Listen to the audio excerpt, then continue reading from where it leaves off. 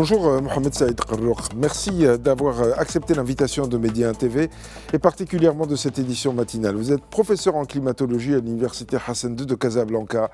Avec vous, on va tenter de comprendre pourquoi toutes ces intempéries. On vient de voir toutes les images dramatiques de Safi avec ces pluies diluviennes qui se sont abattues sur la ville hier, causant la mort de 21 personnes. Il y a encore des personnes portées disparues. Le bilan est donc encore provisoire, ça c'est une chose. Et puis la direction générale de la météorologie qui a publié un bulletin d'alerte pour des pluies qui pourraient être localement fortes, avec vent violent même, pour demain, mardi. Que se passe-t-il dans notre climat ? Bonjour, c'est Rachid, bonjour à tous les téléspectateurs de Média 1 TV. Alors, tout d'abord, mes condoléances à toutes les victimes de Safi et d'ailleurs, alors, justement, aujourd'hui, on est en deuil. C'est une manifestation météorologique qui peut évoluer dans ce sens. Il ressemble plus ou moins à ce que les Espagnols avaient vécu depuis une année dans la région de Valencia. Et pendant la saison d'automne, ces risques pourraient se produire si les conditions se présentent. Alors, il s'agit tout simplement d'une vallée froide, on appelle ça en jargon scientifique une vallée planétaire qui a fait pousser de l'air froid de l'Atlantique Nord jusqu'à chez nous. Et puis, il y a eu une coupure, si vous voulez. Une partie de cette masse d'air s'est coupée de son origine et s'est trouvée enfermée dans l'air chaud in situ, localement. Ce qu'on appelle aussi la goutte froide. Et ceci, malheureusement, il crée une averse très active, vu que il a fait chaud ces derniers jours, malgré tout.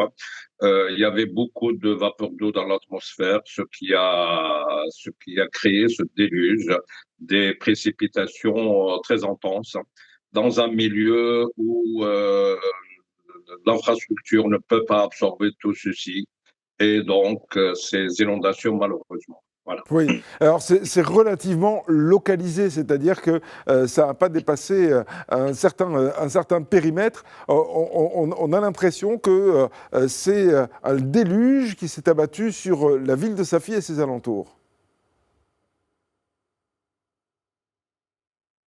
Alors, c'est une averse très localisée, effectivement. Les gouttes froides, elles réagissent localement, là où elles se trouvent effectivement.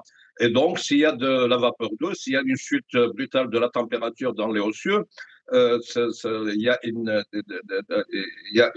y a un retour de pluie très intense, très concentré. Et donc, dans tous les cas, ça crée des inondations. Alors, vu où il se produit, maintenant, c'est dans un site, c'est sur une ville, il y a beaucoup de personnes, une infrastructure aussi qui n'est pas adaptée à ce qui se passe. Alors, ça, c'est la question que j'avais envie de vous poser aussi, Mohamed Saïd Qarrouk. Ouais. Alors, pourquoi de telles inondations ? On les a vues à Valence, malheureusement, avec un bilan extrêmement dramatique. On s'en souvient, c'était l'année dernière. Mais là, le bilan est tragique aussi au Maroc. Mais pourquoi est-ce qu'il y a eu ces torrents qui se sont formés très très rapidement, alors qu'il pourrait y avoir des évacuations ? Alors, moi, je n'ai pas toutes les données du terrain, pour ne pas dire n'importe quoi. Mais quand il y a une averse pareille, il y a beaucoup d'eau tout d'abord. Et cette eau, il revient très rarement, même dans des conditions ordinaires. Alors qu'aujourd'hui, on est dans un climat qui a évolué, donc qui est réchauffé. Réchauffer veut dire qu'il y a beaucoup de vapeur d'eau dans le ciel par rapport à ce qu'il y avait auparavant. Et donc, quand ces conditions se présentent, la masse d'eau qui revient sur le sol est énorme. Et dans ce cas, l'infrastructure est dépassée.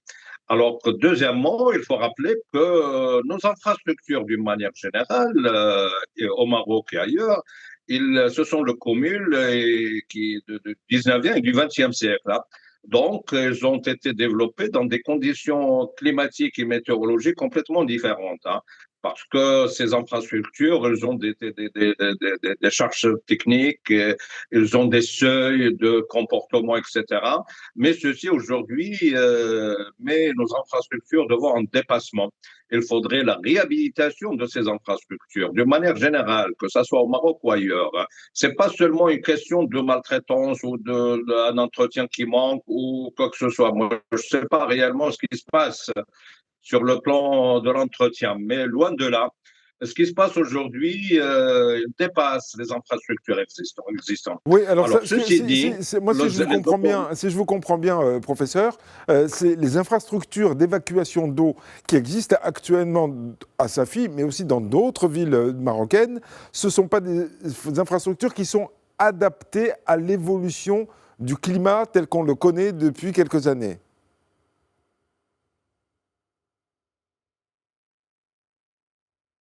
alors, effectivement pas. C'est depuis 2010, moi personnellement, j'appelle là où nous vivons, c'est un nouveau climat. Un nouveau climat complètement différent dans sa structure vis-à-vis de ce qu'on a vécu auparavant. Et donc, il y a de nouvelles données, principalement dans l'évolution des événements météorologiques et dans la distribution des événements météorologiques.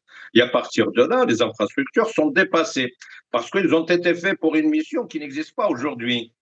On est devant d'autres conditions météorologiques particulièrement. Et à partir de là, toutes nos infrastructures sont dépassées. Hein. Il faut la réhabilitation des infrastructures. C'est ce que les autorités ont fait à travers plusieurs villes. Je me rappelle au niveau de Casablanca, au niveau de Tanger, que les grands canaux collecteurs des eaux pluviales ont été élargis, etc. Mais on peut pas changer toute l'infrastructure d'une ville. C'est quelque chose de difficile, c'est quelque chose techniquement, c'est faisable, mais réellement, les fonctions de la ville vont être bloquées. C'est pas facile. Hein.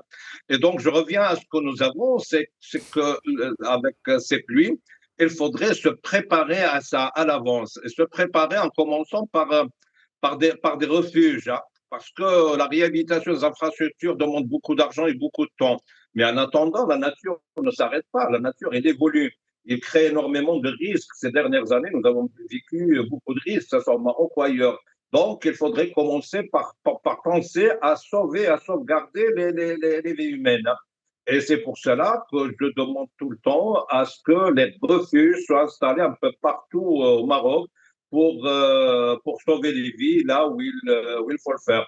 Je rappelle aussi que Sa Majesté le Roi a lancé depuis l'année dernière, je pense, des centres d'accueil, des centres de secours au niveau régional qui ont été lancés au niveau de Salé, mais pour qu'ils soient élargis au niveau des autres provinces marocaines.